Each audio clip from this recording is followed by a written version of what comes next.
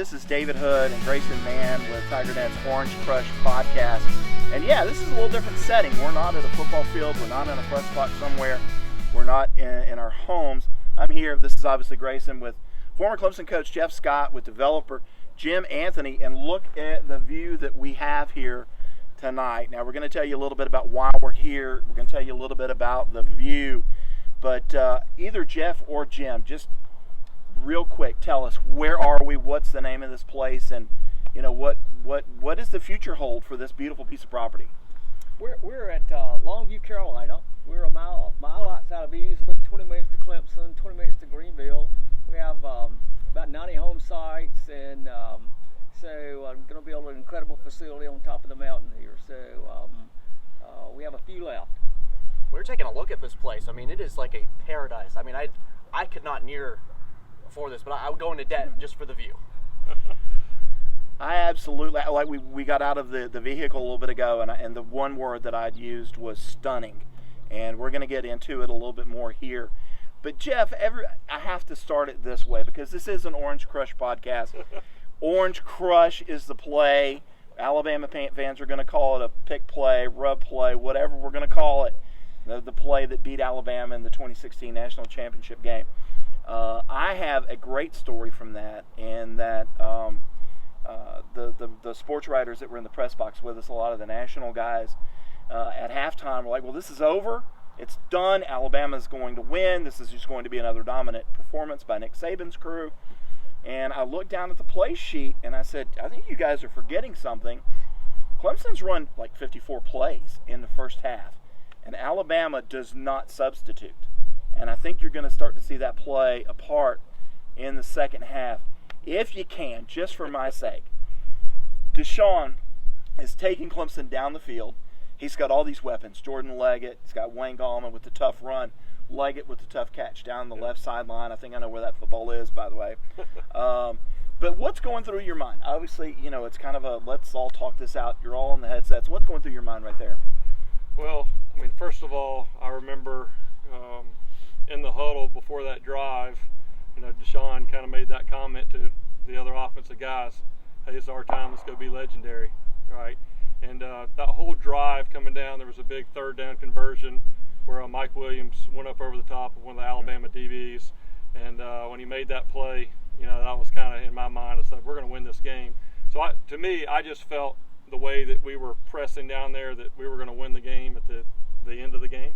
Didn't know exactly how it was going to look, but as those guys were making those plays, I mean, I just felt very confident that this thing's going to end in a special way. Then obviously coming off of the year before and the disappointment and kind of, you know, building towards that, it was just a spectacular moment that I know we'll all remember. All right, so my wife, who is a Clemson graduate, I had told her, I said, if Clemson wins, I want you to be down on the sideline when it happens. So Alabama's driving, and I told her, I said, I want you to go to the sideline. She said, no, Alabama's driving, they're going to win. And I said, no, I want you to be down there because this is going to happen. And as soon as I saw Alabama come out on the goal line and cover zero, and I saw Hunter go into the slot right there, I said, oh, this is it. Yeah. Cover zero, perfect for that type of play, right? Yeah. And Alabama, obviously, very, very well coached. And what I remember about the lead up to that is they didn't have very many tendencies, but one tendency they did have is anytime that the opponent was within 3 yards of the goal line, they were 100% man coverage. And so I actually remember 2 days before the game, during our last practice, after the practice was over, after Coach Sweeney got done talking to the team, you know, I pulled out Deshaun and Artavis and Renfro, and I said, hey, come back out here. I said 2-point play to win the game, because Tony and I would split up kind of responsibilities. And so I said 2-point play to win the game right here. We're going to be in, you know, Trey Wright, wheel, rope crush to win the game. And so we ran it and talked through it a little bit and all those things. And so in that heat of the moment, when I think the play before there was a pass interference over there in the left corner, that put the ball at the 3-yard line on the left hash, exactly where we would be in a 2-point situation. So that's kind of what triggered that for us. And how much fun is that? Pretty awesome. I love to tell everybody that last practice, we were on a bus. It was at the Tampa Bay Buccaneers practice facility, and you could see Raymond James Stadium in the background from the practice facility. And I walk out there, and if you're not a rap fan, you may not recognize his name, but a guy by the name of Eminem. And the first song that they played was Lose Yourself. And it said, if you had one chance, one shot, what would you do?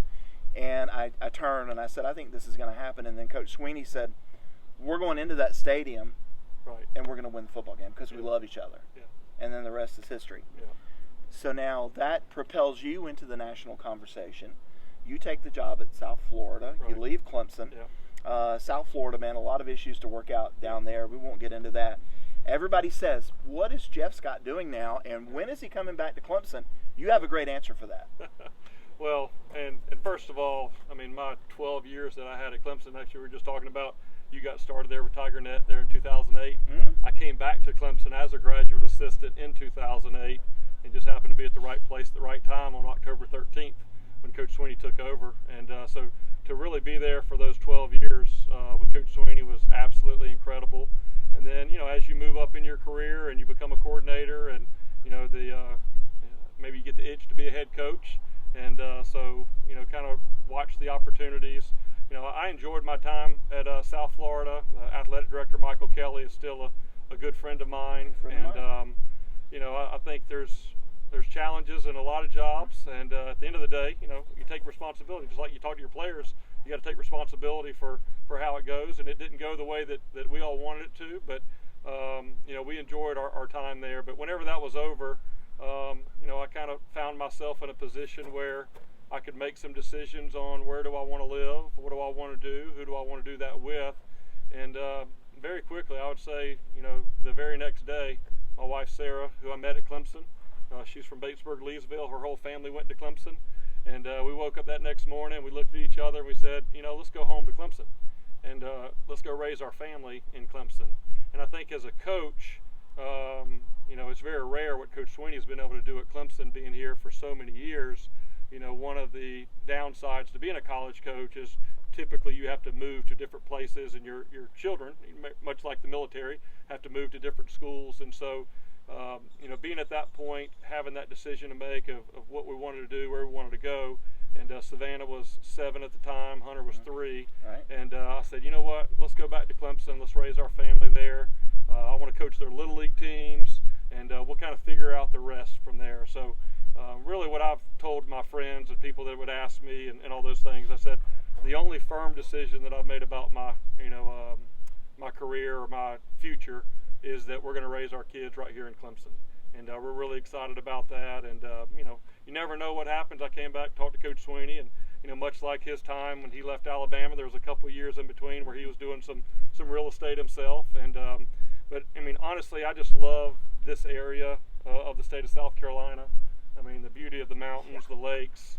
I mean, it's really incredible. And so it's been fun being back. And I really kind of talked to some mentors that I had and different people trying to figure out exactly what I wanted to do in the real estate side, and really got an opportunity to meet a legend in Jim Anthony, and obviously the incredible things that he did at the Cliffs and really getting that going from the ground up, and really just learning. I've heard a lot about Jim for many years, and I'd never met him until just recently, but so many people said he has the ability to walk on a piece of property and to be able to lay it out like nobody else ever has been able to. And so whenever maybe the word got out a little bit that I was building some houses and doing some development things, there was a common friend there that connected us, and so that's been awesome now to kind of be on the other side, and being able to have an opportunity to be a part of communities like this, and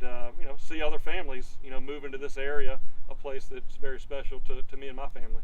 Jeff, when you look at sort of where you're at right now, I feel like as a coach, every detail, every minute thing matters so much. And now you're in a place where I didn't even know like this sort of spot existed. It's like the eye you have for that. Where do you feel like some of the tendencies and traits you picked up in your coaching career are helping you now in this new part of your chapter of your life? Yeah, well, what I've seen so far is that I've tried to be a person of integrity and honesty, and I think that translates in no matter what business you're in. And I was telling somebody the other day, if you just answer your phone, you call people back, you communicate well, you do what you say you're going to do, mean, it moves you in really to the top 5% of whatever profession that you're in. And so the fun part for me is being able to be back at a place that I love, and that maybe I had an opportunity to meet so many great people, and now being able to be able to do business with them outside of just the football side. That's what's been really fun. I mean, just between here and Greenville, there's so many great people that really have poured into me. I've a lot to learn in the real estate and development and building, but I've taken a lot of meetings and really have enjoyed learning, a lot of things, especially from someone like Jim. So I have to tell everybody, when we first got here, I told you the word that I used was stunning. I can look out that way and I can see the high rises of Greenville. I can look that way. If you see behind me, I don't know if it can pick up there, there's a mountain back there with towers on it. That's Currahee. That's in Toccoa, Georgia. If you're a fan of Band of Brothers, that's where the Band of Brothers trained during World War II. Look at the view that you have there. You can see the mountains of North Carolina in the distance. And yet, you're probably a 20-minute drive out of downtown Greenville, maybe 10 minutes into downtown Easley. As I was driving up, this is just me, I said, whoever found this piece of property, you saw it when there was a bunch of old hardwood growth on it, probably, right? How did you figure out what was up here? How did you see this property? Actually, I wasn't near as smart as you said I was. So people call me about land, and I came down and rode the roads, and no, I'm not interested. And I was helping a friend, and he couldn't put it together, and so I said, I'm gonna give you half a day of my time. So I walked up here and I said, boy, I almost missed this. And so we put together a couple other tracks, and here we are. Now it's a great spot to bring your family, or as Jeff just said, Jeff's he's brought us a couple of people already, but you're only as good as your last at bat, so he's got to keep up. But it's an incredible place. I mean, over on this side, there's little cottage sites in the woods and in the hardwoods. So, as Jeff mentioned, it's a great place for folks to come up, and actually we have a couple of families that are looking at out-of-staters. They're looking to be in-stater here and save that $24,000 for tuition at Clemson. Yeah, absolutely. Yeah. So, how do you sort of craft a vision for a spot like this? When you talked about how it looked like one thing and now you're sort of transforming it to another. When you go to not just this property but another, what sort of, take me through inside your mind and sort of what you're thinking about, I can turn this into that, or this could be this, because obviously this is pretty impressive. Yeah, well, I've been at it for 40 years and I'm about to get the hang of it. 80 years young right here. That's right. No way. Yeah. 80 years young. Wow. Yeah. But anyway, but it's a talent,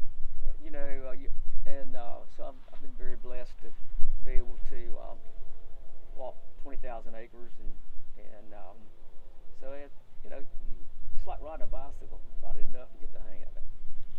So we were talking about this when we drove up. Again, you're probably a 22-minute drive from Death Valley, maybe. For people who, first of all, what a tailgating spot if you're not going to be at the stadium. Right. I mean, what an absolute gorgeous spot to be. But post-game, I'm sitting here, you've already got some party light, outdoor lighting hung up. This is going to be the center of the development. Yeah. People can come here, little post-game refreshment, eat some wings, watch whatever game is on TV. Yeah. This is going to be the spot. Yeah, and I know just for me, my wife's family, years ago they bought a place probably 45 minutes to an hour north of Clemson, just for game day weekends and all those things. And so I think this already being 20 minutes back towards Greenville is going to be excellent for a lot of Clemson fans that either want a second place whenever they come up to games, or even I think there's a lot of Clemson alumni that are wanting to do what I just did and come back this way. And but to be able to have the convenience of Greenville, like you said, 20 minutes away, Clemson 20 minutes away. I mean, there's people that are moving off the lake to kind of get closer to Greenville, but also not have to give up the mountains and all those things. So I think it's a very unique property, and and one that I would definitely recommend people come out and check out sooner than later. Just like Jim said, I've brought a few Clemson people out here, and I think just about everybody's bought a lot when they've been out here. So it's going pretty quick. I'm a mountain guy, and I think that probably the prettiest view in South Carolina is up at Mount Sassafras. If you can get on top of Sassafras, right? Right. This is better than Sassafras. I mean, I'm sitting here and I'm going, wow. You can see, like I said, Greenville and Georgia and North Carolina and the lakes, and yet you don't have to drive an hour and a half to get to Sassafras.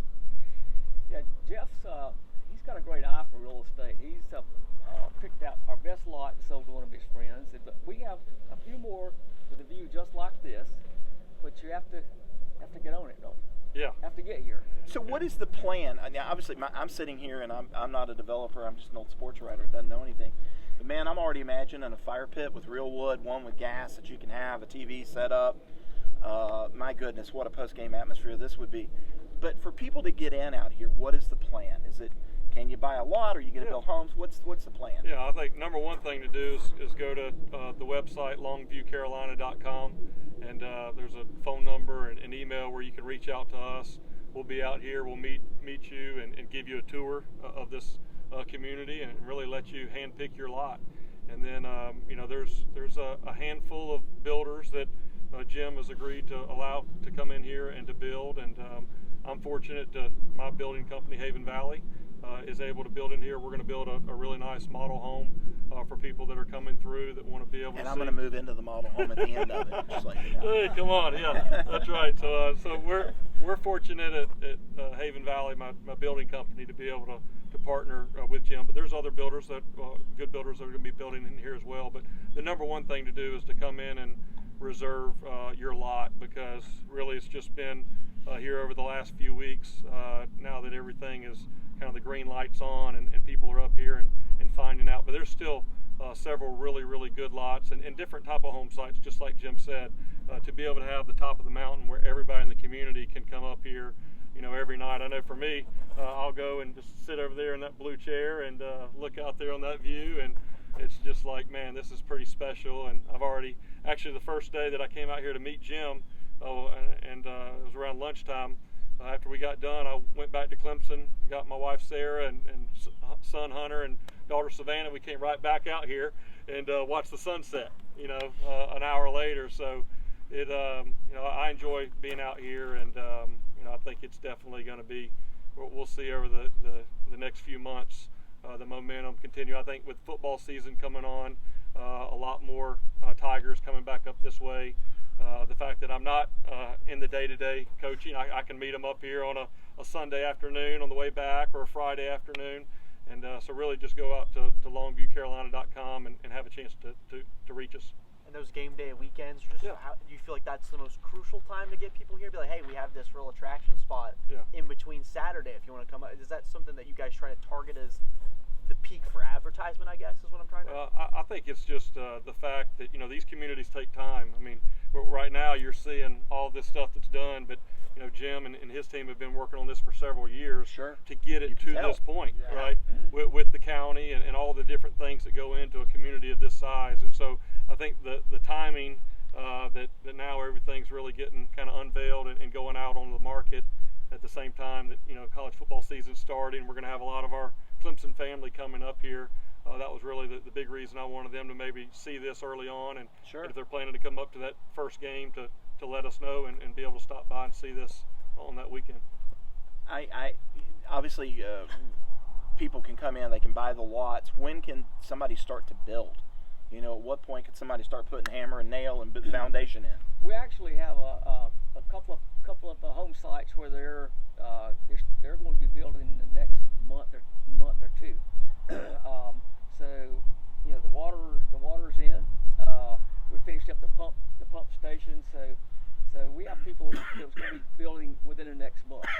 So certainly before anyone can draw up plans, we'll be ready with the water and the power and all those kind of things. And as much as this is popping right now, and it is with this beautiful sky, you've probably seen it in the autumn, judging by the amount of work that's had to be done here. this will absolutely be the prettiest spot in South Carolina for about 3 months every year, won't it? You know, this beautiful this evening, but to be honest, we have seen it when it was more beautiful. so when you really could have the view of the whole mountain, whole escarpment here. So it's a great spot. Saying we might have to come back here and do another one of these Yep, and get the view again. absolutely. Well, maybe we need to do a tailgate. And I know a certain quarterback that's got a little money to spend now. Some other people, maybe a tailgate needs to happen. I like that. But I just want to thank both of you for having us up here. Jeff, Yeah. for opening up and Sure. talking to us. Mr. Yeah. Anthony, it's a pleasure. I've heard about you for forever. Never really, Hey. never really able to shake your hand. Yeah. Before I let you go though, or before you let me go, Sure. we want to talk to you about. We have something coming up at Kiwi Joe Cassie. Our family's had Bonus property- footage here. Bonus. That's right. This is Our family's had property on Joe Cassie for a long time, and every couple of months someone will say, "Hey, I'd like to get something on Joe Cassie," and I said, "Well, it's almost non-existent." So we're able to put together about 200 acres. We have about 74 home sites. The great thing is we have 42 docks on Kiwi, a boat ramp. We're going to do a boat storage. We're 1.3 miles from Joe Cassie, the boat ramp on Joe Cassie. So we're going to be able, if you're part of the Falls Park and McKinney Creek, we're going to be able to, hey, I won't put my boat on Kiwi or I won't put my boat on Joe Cassie, and we'll come pick you up. Avoid the crowd. So, Jeff is, he's got the number 1 lot. So See where I am right here. I'm just sitting in his hip pocket. So on September the 7th, we're bringing some of our friends, some of Jeff's friends, and we kind of have a planning session. So if you're out there and you think you might be interested, then we'll that website. What's that website? fallspark@kiwi.com.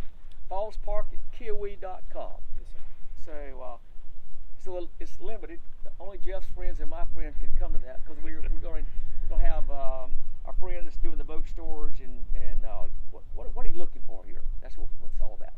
And for somebody who's had to deal with trying to put a boat on Kiwi or Joe Cassie, one of the pretty spots on that lake is if you're at Kiwi below the Joe Cassie Dam, that channel there runs really deep. Love that spot. That's where we are. That's right where. Is this literally property is. if you don't have a spot actually on the lake where you've got your own dock, Right. it can be a little bit of a pain because you want to go out on Friday, Saturday, and Sunday.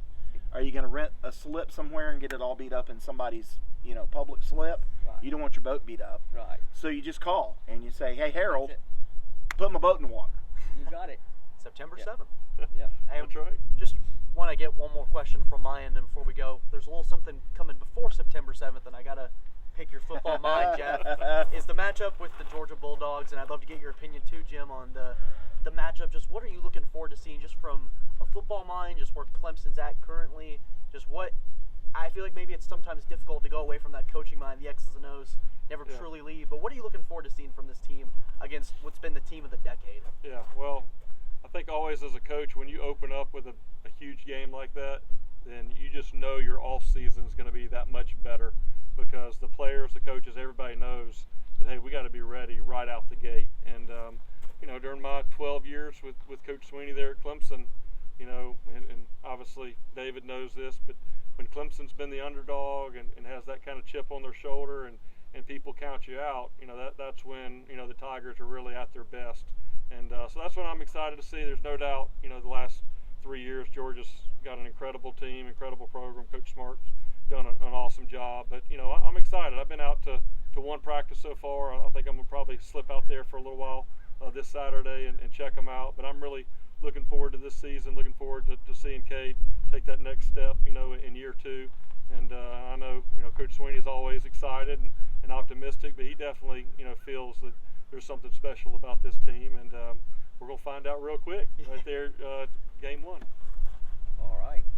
Well, I want to thank everybody for attending this Orange Crush podcast. We've got all the information. We're going to put more information in there about how you can get in contact with these guys, about the lots up at Joe Cassie, about lots here, which is I'm probably just going to spend the night here. But I just want to say thank you for having us up here, guys. Yeah, thank you.